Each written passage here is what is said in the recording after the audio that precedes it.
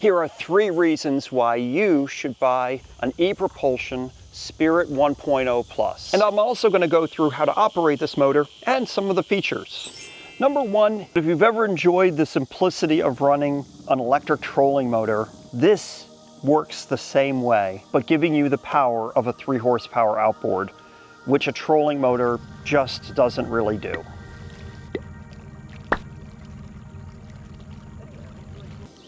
It weighs about as much as a trolling motor, maybe less. I'll put the actual weight up right now. Basically, like any other motor, you just clamp it to your transom. Typical 2 clamps like every other motor has, whether it's a trolling motor or an outboard. And you connect the battery.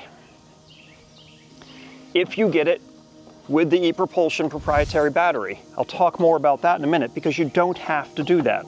This battery just drops in and clicks on just like that. Now the battery is attached. By the way, this battery floats, so if you happen to drop it in the water, it floats. Very cool.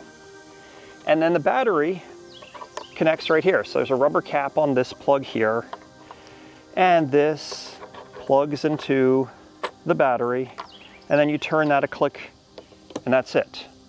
And then you hit the power button to turn it on. Oh, first of all, you have to attach this is the safety thing. This is just a magnetic cookie, so it just sits right there. It's really cool because it's just a magnet. You know, you clip this onto yourself, and you hit the power button. And there we go. That's all you have to do. There's no warming up. There's no adding gasoline. There's no setting your carburetor or your choke. But that's all there is to it. It's a very easy to use motor. Oh, and by the way, forward and reverse. Forward is this way, reverse is the other way. That's all there is to it. Number 2, this motor is perfect for very specific tasks. If you're currently running something that's like a 10, 15 or more horsepower outboard, this is not a replacement for that. This is only a 3 horsepower outboard motor.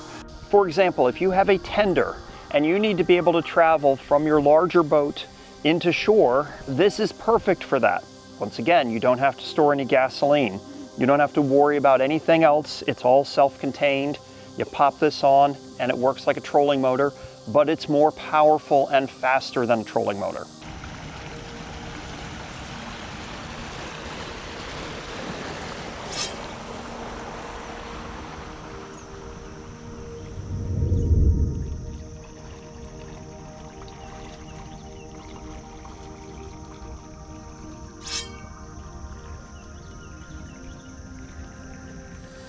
It's also great for small ponds and lakes, electric-only bodies of water. And you can run this on 10, 12, 14-foot boats very easily, as long as you don't want to get up on plane. So if you just want to scoot around your pond or your lake to do some fishing and be able to start and stop, do some crabbing, any of those kinds of things, this is perfect for that. And you can even run this on a larger boat if you're not concerned about going fast. I have been running this on this 17-foot Boston Whaler, and it works fine. It doesn't go fast. We're maybe getting 5 miles an hour out of it, but for my purposes, that's fine.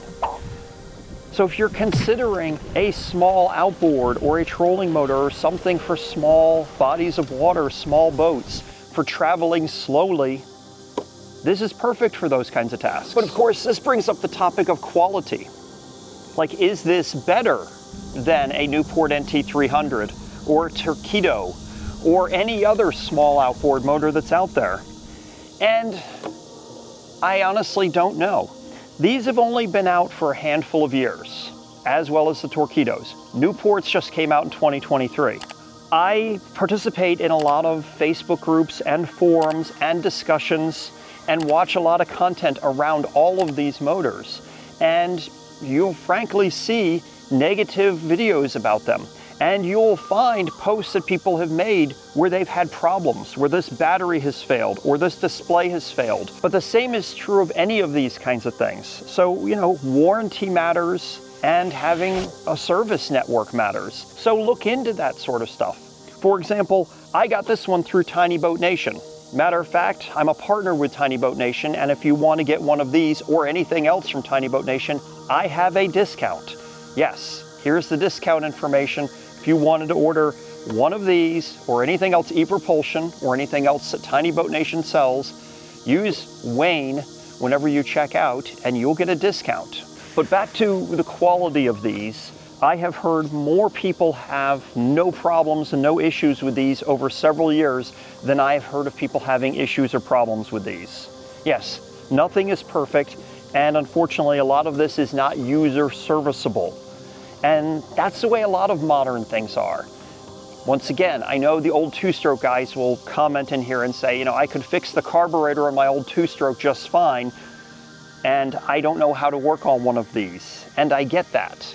And perhaps for somebody like you who's really good with old two-stroke outboards and has a lot of tools and knowledge and experience with that, this isn't right for you. I get it. It's not right for everybody. And another thing that people will bring up sometimes is, well, this battery. Oh, it has this proprietary battery. What if the company goes out of business? What if something happens to the battery? And I'm only limited by the range of this battery. We'll talk about all of that as well. So what is the range of this battery? Well, take a look at this chart right here. This talks about how the range of the battery varies by the speed that you're going. The faster you operate this outboard motor, the more battery it uses, thereby meaning that your range and your runtime is reduced at highest speeds. Now, once again, if you need to be going 10 or 15 or 20 miles an hour, this is not for you. But if you don't need to be going that fast, this could be perfect for you. Many users say that 350 watts is sort of the sweet spot for in terms of speed and runtime.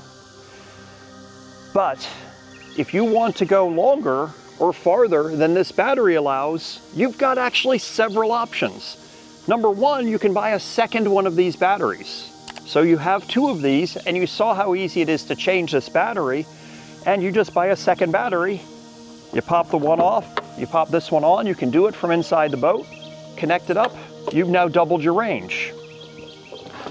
But in addition, you can also use a third-party battery. In this boat here, underneath this panel, I have my third-party battery. 48 volt, 100 amp hour battery. This thing weighs almost 100 pounds. It's huge. I've got it bolted to the floor of the boat. With this special cable that ePropulsion makes for this and Tiny Boat Nation sells, you just connect the motor to this battery and oh, I have to turn on the battery first. I always have to remember to turn on the battery, and then off we go again.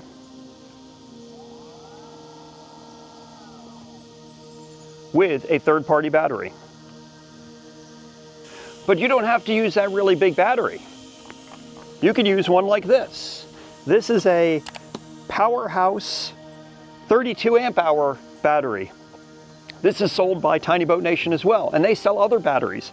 As long as you're getting a battery that's about 48 volts, which this one is 51.2 volts, they'll work fine with this cable. So this being a 32 amp hour battery, it's 4 amp hours longer than the proprietary ePropulsion battery. So the ePropulsion battery will take me so far, this one will take me farther than the proprietary battery. So that's another option instead of buying a second ePropulsion battery. Now for some people, they might come up with the idea of just buying this and a third-party battery with this cable instead of the ePropulsion battery. And that's fine. And you can run it like this. For other people, they don't like the look of it without the battery on there. I get that. So you either buy it with the battery, or you can actually get a cover that ePropulsion sells. Tiny Boat Nation carries it. And it's a dummy plastic cover on here so that it doesn't look so funny when you're running a third-party battery. That's purely aesthetic and up to you. The ePropulsion Spirit 1.0 Plus clamps onto the transom just like any other trolling motor or small outboard motor. It has a nice feel side to side. Matter of fact, it's a little bit more stiff than the Newport NT300, which I found to be a little loose side to side. And there's a hole right here to be able to drop a pin in to lock the motor straight on in case you're putting it in a boat where there's actually a rudder behind the motor and the motor is just used for straight propulsion. They also make variants of this that can use a remote, and they make other versions that have regenerative power, I guess, whenever the sailboat is under power for sailboats. So this comes out and you can set it at different angles on your transom. This lever here keeps it locked in place, or you lift the lever to be able to raise up the motor. If you notice, when I raised up the motor, when we drop it back down again, it locks back in place. This handle can go upward, which is nice because if you're standing in the boat and operating it, you can raise the handle like this. This also can be pulled out and folded down for storage. This is the safety. I call it a cookie magnet. It just sits right on there and pops off. That will stop the motor if for some reason if you were to fall out of the boat. So you attach this to yourself. If you fell out of the boat, that pulls that off. The battery is pretty cool. It floats and it's completely self-contained. This is where it connects to the motor, and this is where you connect it to recharge it when you use the ePropulsion battery charger. And this is the release handle. So when we go to set it on, we just drop it in place, that handle down, and that holds it in place. You have to lift this handle all the way up to be able to get it off of here. The cable connects right here. So remove this rubber cover, and there's actually a rubber cover on the top of this cable too that you can fasten down with the adjuster. And then we plug this in and tighten that up to get it sealed up real nice. We have the cookie in place. Let's turn it on. When we first turn it on, I've actually been running it recently, so you can see that there's a couple of lines missing here from the display, and it says it has 9 hours and 59 minutes of runtime at the current speed of 0. If we go to select, we can see that 47.9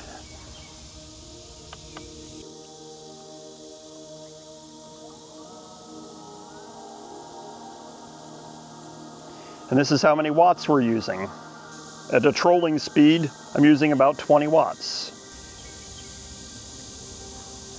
I have been using my ePropulsion Spirit 1.0 Plus for about a year, and I have tried this out on a variety of different boats in different situations, and every time it has performed flawlessly.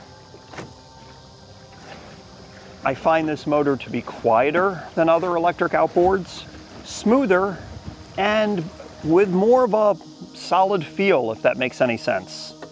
Yes, there are plastic components on here, but there's plastic components on everything these days. This handle here happens to be metal, and there's some other metal aspects in here. Underneath of this cover, this is aluminum. This is all cast metal down here as well.